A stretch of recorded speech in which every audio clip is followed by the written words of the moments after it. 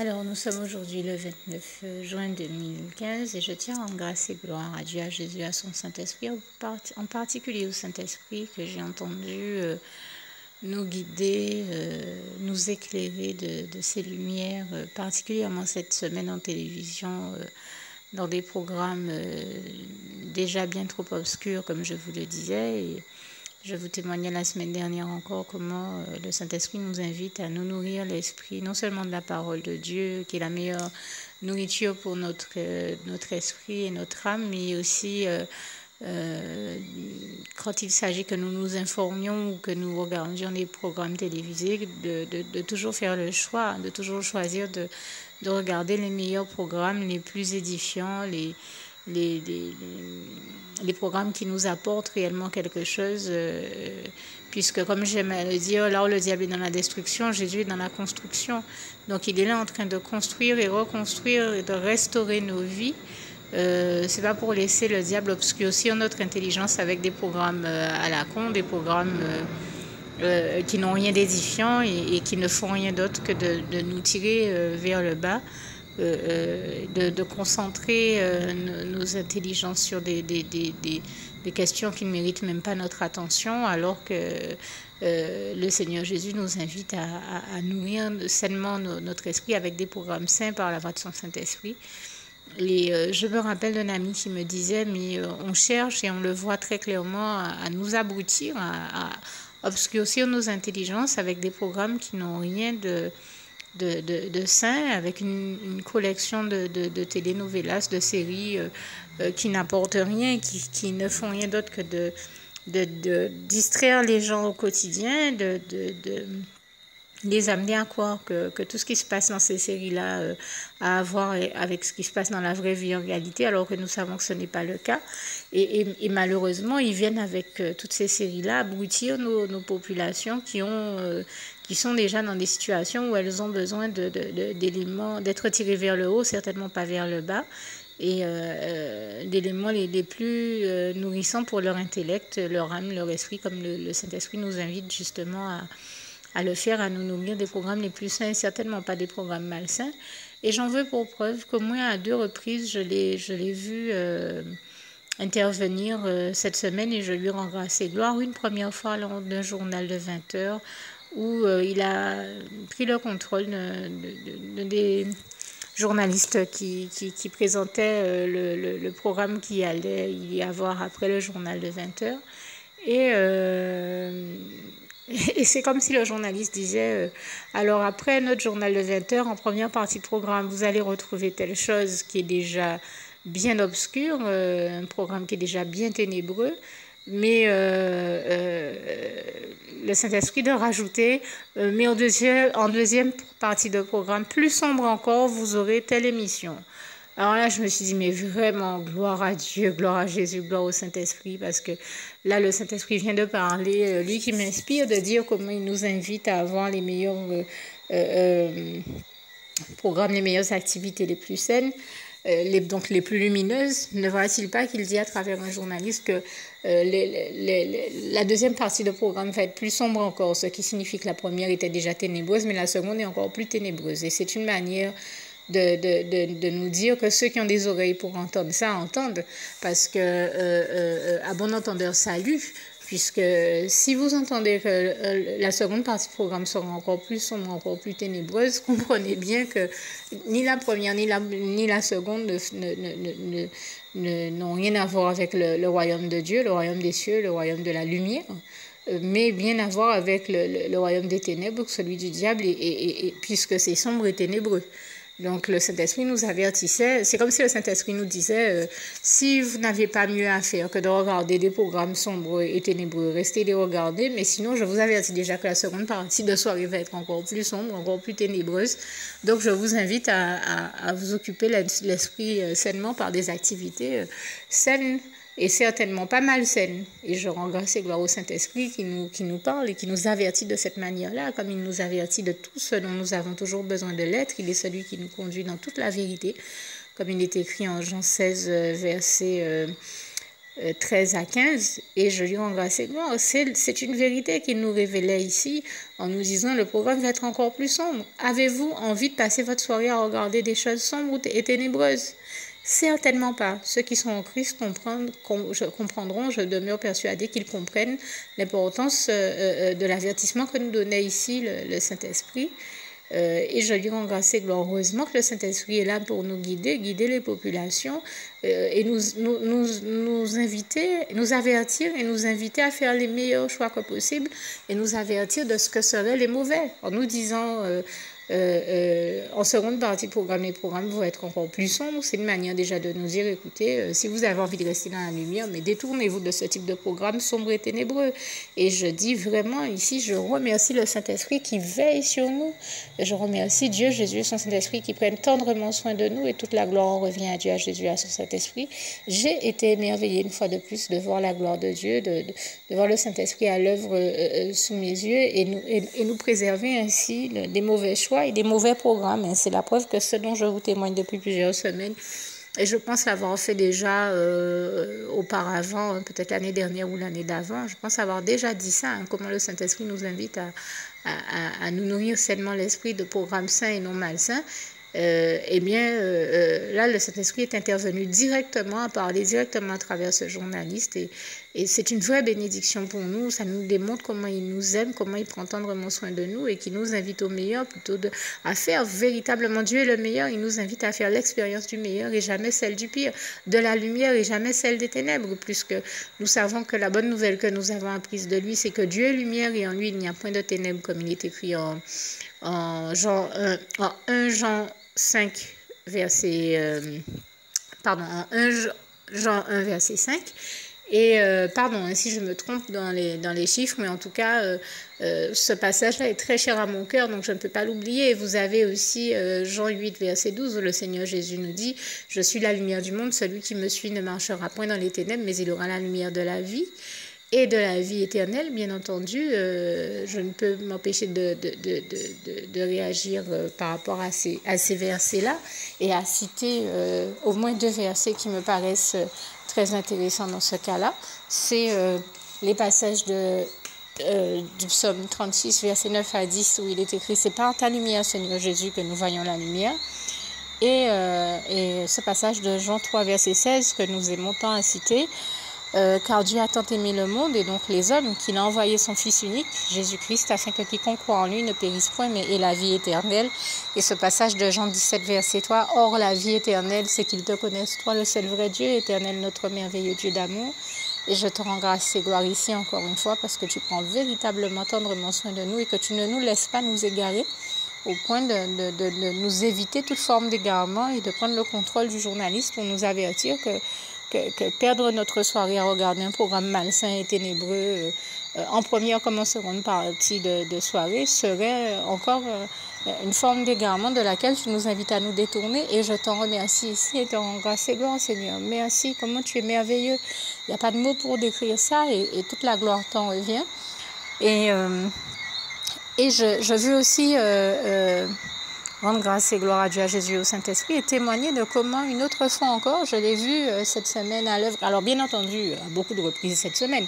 Je cite ici deux fois où ça a été criant et visible, j'ai presque envie de dire de manière presque palpable, on pourrait dire. En tout cas, ce sont des choses que vous pouvez vérifier puisque j'avais parlé ici une fois de plus, chose qui n'est pas si habituelle que ça. Ce n'est pas mon émission préférée, mais en zappant, je suis tombée dessus. Je suis tombée sur une émission de Sophie Davant où là, le Saint-Esprit a parlé puissamment en elle et elle avait un invité contre lequel je n'ai rien du tout. Donc, je ne cite même pas ici son nom parce que mon propos ne le vise pas lui, mais je ne cherche pas à parler de l'être humain dont il était question, mais de montrer plutôt la gloire de Dieu, de Jésus, de son Saint-Esprit, et de montrer comment le Saint-Esprit nous révèle qui sont les personnes que nous avons en face de nous et nous montre des signes auxquels nous devons faire attention et avec lesquels nous devons être vigilants pour ne pas être ballottés à tout vent de doctrine et nous rendre compte de qui nous avons en face de nous, si nous sommes en face de serviteurs de Dieu ou de serviteurs du diable. Et si nous sommes en face de personnes, de ressortissants du royaume de la lumière ou de ressortissants du royaume des ténèbres, donc du diable. Et donc, je rends grâce et gloire au Saint-Esprit qui a parlé à travers Sophie Davant. Donc, tout à l'heure, je vous parlais du moment où il a parlé à travers un journaliste au journal de 20h local ici en Guadeloupe. Mais là, c'était à travers une animatrice, donc Sophie Davant, qui avait un invité en face d'elle et qui dit... puis-je vous demander pourquoi... Bon, bien sûr, tout au long de l'interview qu'elle faisait, divers éléments ont été mis en valeur pour démontrer déjà que quelque chose... que le cas de l'invité qu'elle avait en face d'elle était interpellant quand même. Mais elle a conclu par... le Saint-Esprit a posé une question qui... à mes yeux, je lui rends grâce et gloire, nous démontre là encore la vérité de la réalité de la personne qu'on avait en face de nous. Il a inspiré à Sophie Davant de demander à cet invité, puis-je vous poser une question, pourquoi n'arrêtez-vous pas de porter sur vous des têtes de mort? Pourquoi à chaque fois que je vous vois, je vois des têtes de mort sur vous, sur vos vêtements, sur vos... Et elle de dire, mais c'est quand même ténébreux, là, il faut le reconnaître. Et là, j'ai dit, gloire à Dieu, gloire à Jésus, gloire au Saint-Esprit, parce que je vais vous dire, la preuve que je n'ai rien contre cet invité en particulier, bien entendu que c'est une mode dont nous avons déjà entendu parler, dont nous entendons parler, que nous voyons sous nos yeux depuis des années, mais il faut s'interroger... là où nous portons, nous chrétiens, la croix ou d'autres signes de chrétienté diverses, pour montrer notre appartenance à Christ et notre amour pour Dieu, Jésus et son Saint-Esprit et les signes de la foi. Et je pense ici aussi à une très belle définition de la foi qui se retrouve en Hébreux 11, versets 1 à 11. Eh bien, et quand nous portons la croix ou autre chose, bien sûr, tous ceux qui la portent ne le font pas nécessairement dans ce sens-là, mais vous en avez d'autres qui le font précisément pour montrer leur appartenance à Christ, à Dieu, à Jésus-Christ et à son Saint-Esprit. C'est déjà en soi une espèce de revendication de notre appartenance au royaume des cieux, au royaume de Dieu. Mais ceux qui comprenaient le bien là aussi vont jusqu'à porter des symboles de mort, des têtes de mort, ils mettent des fois des bonnets sur leur tête et les bonnets même ont des flammes, ils vont jusqu'à décorer leur voiture avec des flammes. Ce sont des gens, malheureusement, c'est malheureux à dire, je ne dis pas que c'est le cas de tous ceux qui le font, mais beaucoup d'entre eux sont déjà dans les flammes et sont déjà dans cette dynamique de mort que nous savons relever et procéder de Satan, le diable, et de son royaume, le royaume des ténèbres, et donc de l'obscurité, des ténèbres totales, certainement pas de Dieu, puisque Dieu est lumière et qu'il n'y a qu'en enfer qu'on voit toutes ces... Et en lui, il n'y a point de ténèbres, il n'y a qu'en enfer qu'on voit toutes ces flammes, ces têtes de mort. Et c'est la dynamique du diable que d'être dans la dynamique des morts, puisque Jésus-Christ nous dit en Luc, laissez les morts enterrer les morts. Et Jésus, lui, il est venu pour les vivants et apporter la vie et la vie en abondance, comme il est écrit en Jean 10, verset 10 à 11. Donc le Seigneur nous avertit bien de qui est le diable et dans quelle dynamique lui il est. En Jean 10, verset 10 et aussi en Jean 8, verset 41 à 47, il nous avertit qu'il n'y a rien de bon en lui, aucune vérité en lui, que le diable est le père du mensonge et ses enfants le suivent et font les œuvres de leur père, le diable. Et donc, on les voit dans un besoin de s'habiller avec des flammes, avec des têtes de mort, ou dans leur voiture, dans leur déco. Excusez-moi, ils portent des têtes de mort, des cercueils. Je me rappelle d'avoir roulé aux États-Unis derrière une voiture, alors décorée de flammes, avec des têtes de mort partout et des cercueils sur la plage arrière. Et moi, ça me choquait. J'étais là dans mon fort intérieur à me dire, mais c'est quand même terrible, mais dans quelle époque vivons-nous? On s'est retrouvés dans un embouteillage ou un feu rouge derrière cette voiture. Et je me suis dit, j'ai la berlue ou quoi? Et j'ai apprécié qu'en fait, avant même que je n'en parle, quelqu'un qui était assis à mes côtés m'a dit, mais regarde déjà comment il conduit. Il conduit de manière suicidaire. Il pourrait provoquer des accidents dans son comportement, mais comme si ça ne suffisait pas, en plus, il roule dans une voiture décorée de flammes avec des têtes de mort, des cercueils. Mais qu'est-ce que c'est que ça? Et moi, j'étais là en train de me poser la même question. Je me suis dit, mais qu'est-ce que c'est que ça? Ce n'est pas de Dieu, je le dis haut et fort. Je sais que certains vont se dire, ouais, ceci c'est la mode. Ah non, hein, il y a des modes à suivre, il y a des modes à ne pas suivre. Hein. Il faut se laisser guider par le Saint-Esprit. Et c'est certainement pas le Saint-Esprit qui nous inviterait à porter avec des têtes de mort, des flammes et des cercueils et des machins. Ça n'a rien à voir avec le royaume de Dieu, ça n'a rien à voir avec le royaume des cieux, ça a à voir avec le royaume du diable, la mort, la dynamique de mort dans laquelle tous ceux qui le suivent sont, puisqu'ils cherchent à aller en enfer. Et donc dans les flammes, voilà, c'est représentatif de ça, certainement pas de Dieu. Il y a très longtemps que je vous dis, il y a presque depuis avant 2010, on est en 2015, que je me dis, il faudrait que je parle de ça un jour. Et le moment dont je vous parle, où je roulais en Californie derrière une de ces voitures, il est avant 2010, ça doit être 2009, entre 2007 et 2009 je crois. C'est vous dire comment, depuis tout ce temps-là, je pense à ça, je me dis, mais attendez, et ce phénomène de mode, de tuning de voiture, là, avec des flammes et tout, existe depuis bien plus longtemps, parce que je me rappelle qu'à l'époque de mon BTS, j'avais un élève de ma classe en BTS qui s'était acheté une superbe voiture, très belle voiture, genre une Ferrari rouge, mais qu'est-ce qu'il a fait? Enfin bon, parce que je sais plus... il était un élève jeune, mais il avait gagné une somme importante. Donc, il avait choisi de l'investir dans ça. Enfin, on va même dire de rouler les mécaniques pour parler très clairement, parce que c'était vraiment son tempérament et tout le monde dans la classe ne le supportait pas avec sa manie de rouler les mécaniques. C'est vraiment le cas de le dire, hein, jusqu'à se prendre une voiture rouge pour se faire remarquer. Je dis une Ferrari, j'exagère un peu, mais c'était quelque chose comme une Ferrari. C'est peut-être pas une Ferrari, c'est pas une Ferrari, ça peut être une Lamborghini. En tout cas, c'était une marque pour se faire voir. Et j'ai envie de dire, à la limite, la voiture était belle comme ça, elle se suffisait à toute seule. Non, à elle seule. Non, il a fallu qu'il aille rajouter des flammes dessus. Je me suis dit, c'est quand même terrible. Et j'étais pas encore convertie, mais ça m'interpellait. Je me disais, soyons clairs, et je le dis encore ici haut et fort, surtout moi qui suis passionnée de déco, et le Seigneur a permis que je fasse une école d'art quand même. Et donc j'ai toujours été sensibilisée à tout ce qui est en rapport avec la mode et la décoration. Et j'ai aussi fait une école de mode, c'est vous dire que je sais de quoi je parle. Je me suis toujours demandé, mais comment est-ce que ça peut être possible que les gens ne trouvent pas d'autres éléments de décoration que des têtes de mort, des cercueils et des flammes. Il faut s'interroger. Je vous dis, bon nombre de ces personnes-là sont déjà dans les flammes avec le diable, sont déjà en train d'y aller, et résultat, elles ne trouvent rien d'autre de représentatif de leur réalité, de leur psychologie, de leur spiritualité, que les flammes, des têtes de mort et des cercueils. Il n'y a qu'à voir les gens qui sont dans un extrémisme diabolique, j'ai envie de dire, dans du diabolisme à forme extrémiste, on va dire ça comme ça. Je suis sûre que vous voyez un peu à quel courant de pensée je fais allusion.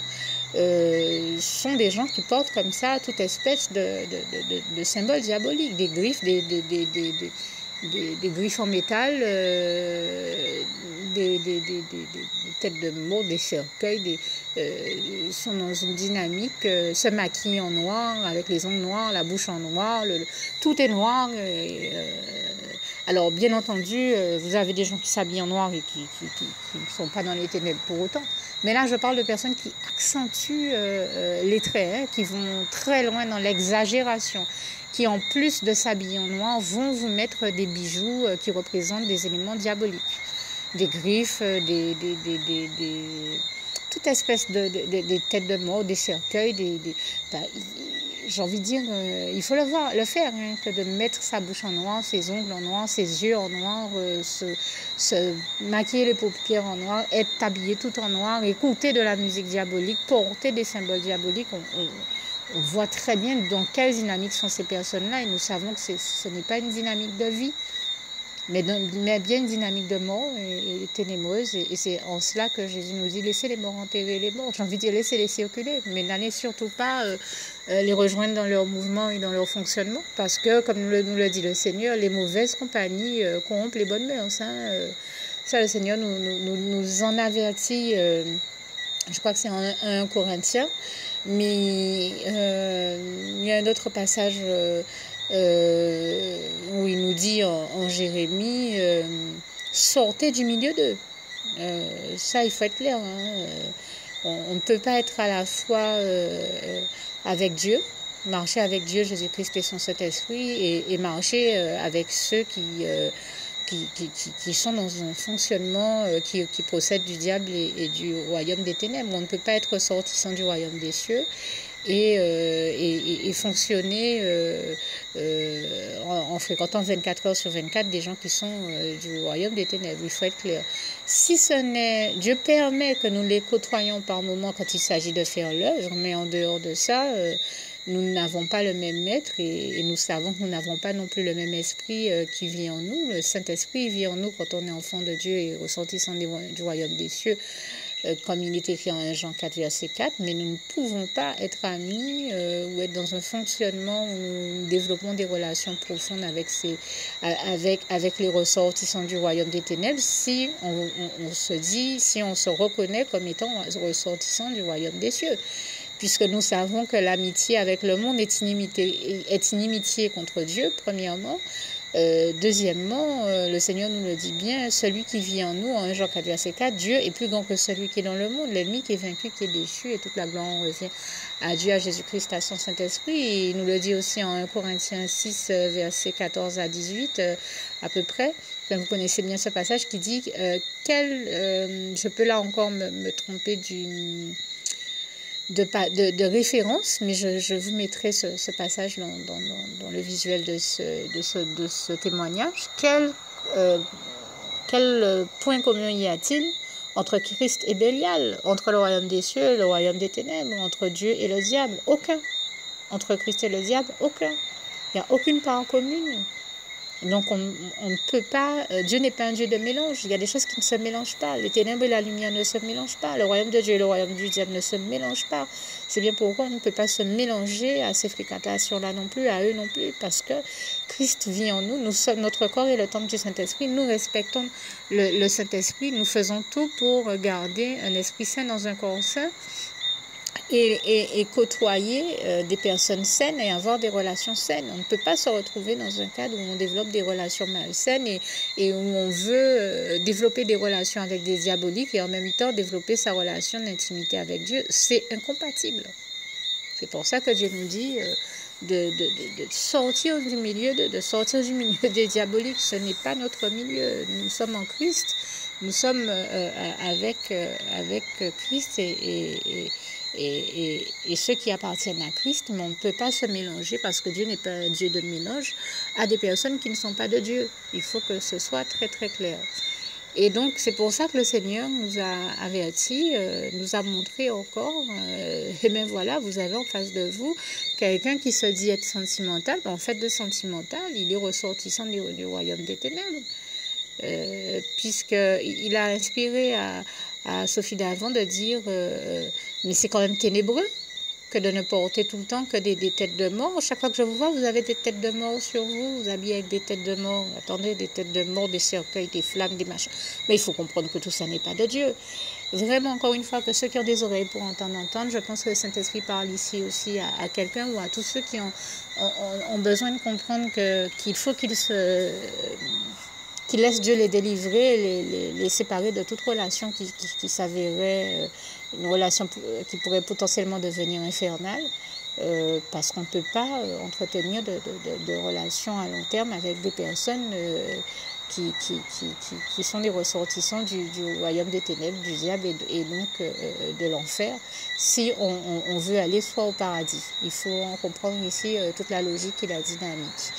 Donc le Seigneur vous bénisse, vous envoie ses rayons de lumière, son esprit de lucidité et de discernement afin que vous parveniez à comprendre ce qui est bon, agréable et parfait aux yeux de Dieu et à son cœur, comme ce passage de Romains 12, verset 2 nous y invite. Et c'est marrant que j'ai cité Romains 5, j'ai pensé à Romains 5 verset 20 et c'est l'occasion pour moi de toute manière, puisque j'ai failli citer ce passage, de rendre grâce et gloire à Dieu qui en effet là où le mal abonde ou a abondé, fait toujours sa grâce abonder ou surabonder fait toujours sa grâce surabonder.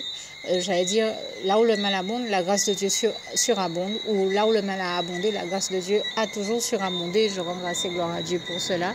Et je pense que c'est parce qu'il veut vous bénir et faire surabonder sa grâce qu'il vous avertit à travers moi, encore une fois, de regarder les programmes les plus sains. Il y a encore un avion qui passe, je le laisse passer pour que vous m'entendiez au mieux.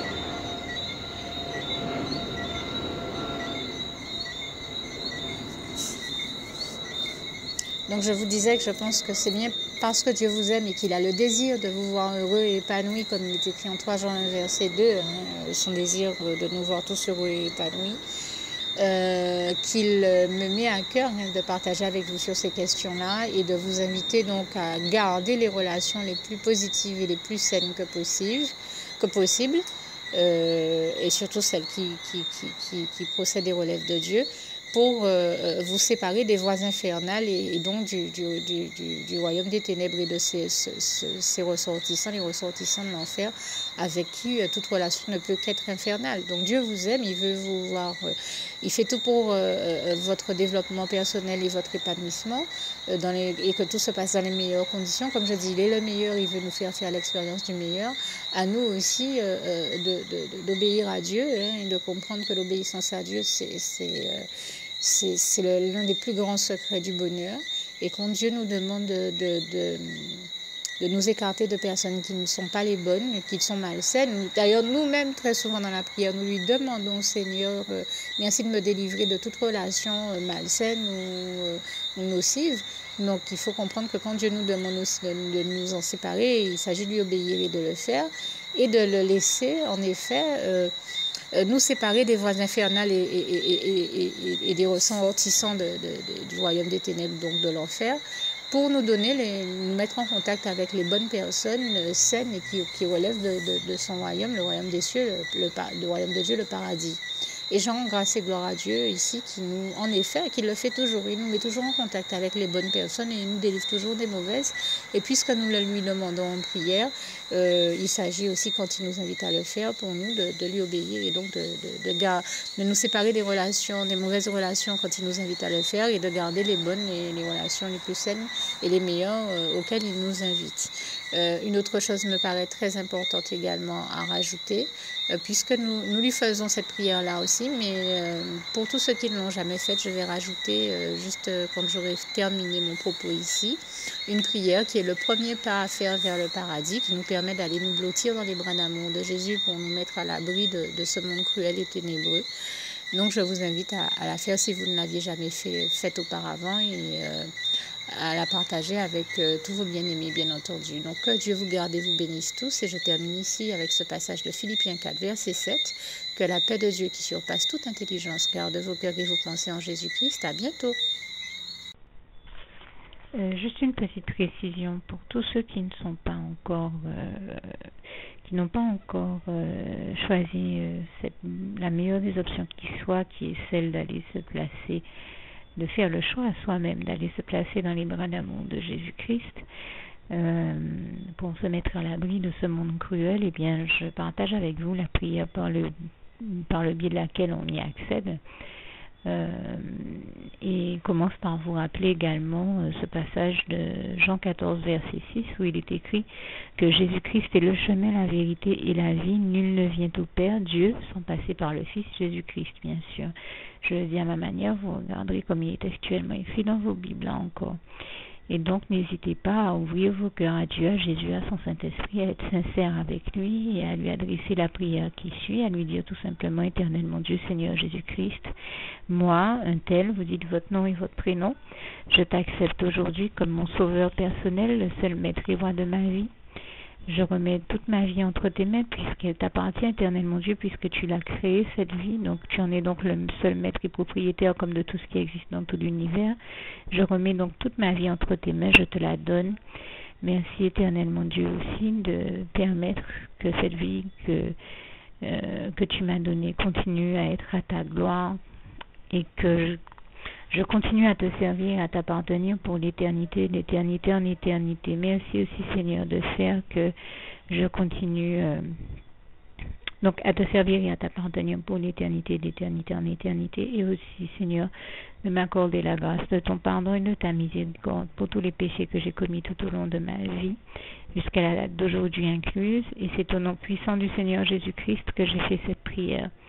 Et à vous tous qui avez fait cette prière, je vous dis que Dieu vous bénisse abondamment, puissamment, richement. Et surtout, n'hésitez pas à la partager avec tous vos proches et contacts, amis, membres de vos familles, collègues, bien-aimés, tous ceux que vous aimez. Et surtout tous ceux à qui Dieu vous mettra à cœur, avec qui Dieu vous mettra à cœur de la partager. Et comme j'aime à le dire, si vous n'avez pas encore pris le temps de faire cette prière, comprenez bien que voilà, ça ne vous coûte rien de la faire, c'est gratuit, c'est indolore, et que voilà, vous n'êtes pas obligé de me croire, mais moi il m'est arrivé tout comme vous de devoir faire cette prière un jour dans ma vie, et quand on m'a proposé de la faire, je me suis dit, et si c'était vrai, et si c'était vraiment Dieu qui, par ce biais-là, m'appelait à lui et me demandait de lui donner ma vie, de l'accepter, c'était Jésus qui était en train de vraiment me tendre la main et qui était en train de me demander de l'accepter comme mon sauveur personnel, je ne pourrais pas passer à côté de l'occasion de lui dire oui, parce qu'il faut aussi que je reste ouverte à ce que Dieu peut avoir à me dire. Il faut que je garde mon cœur et mon intellect ouverts à ce que Dieu peut avoir à me dire. Donc je me suis dit, je ne peux pas courir le risque de passer à côté de mon éternité, de passer à côté des meilleures choses de la vie, surtout si le maître et créateur de la vie m'appelle et cherche à me sauver. Pour être sauvé, il faut bien que je lui dise oui, que je souhaite qu'il me sauve. Oui, Seigneur Jésus-Christ, je t'accepte comme mon sauveur personnel. Et c'est le sens de cette prière. Et comme je dis, elle ne nous coûte rien à faire. Et puis surtout, moi je vous dis, du jour où je l'ai faite, j'ai vu Jésus changer ma vie en mieux sur tous les plans. Et donc je crois que ça ne vous coûtera rien, ça ne vous coûte rien vous non plus de la faire et puis d'expérimenter, de regarder comment les choses vont se dérouler dans votre vie, de regarder Jésus changer votre vie en mieux, à vous aussi. Et d'en faire l'expérience. Et pour en faire l'expérience, il faut commencer par faire cette prière. Donc si vous ne l'avez pas encore dite, réembobinez tout simplement cette vidéo ou ce document si vous préférez, réécoutez-le et dites avec moi la prière que vous m'avez entendu mentionner. Et n'oubliez surtout jamais que tout est possible à celui qui croit en Dieu, en Jésus-Christ et en son Saint-Esprit, comme il est écrit en Marc 9, verset 23, et que tout est possible à Dieu, comme il est écrit en Marc 10, verset 27. Que Dieu vous bénisse donc et à bientôt.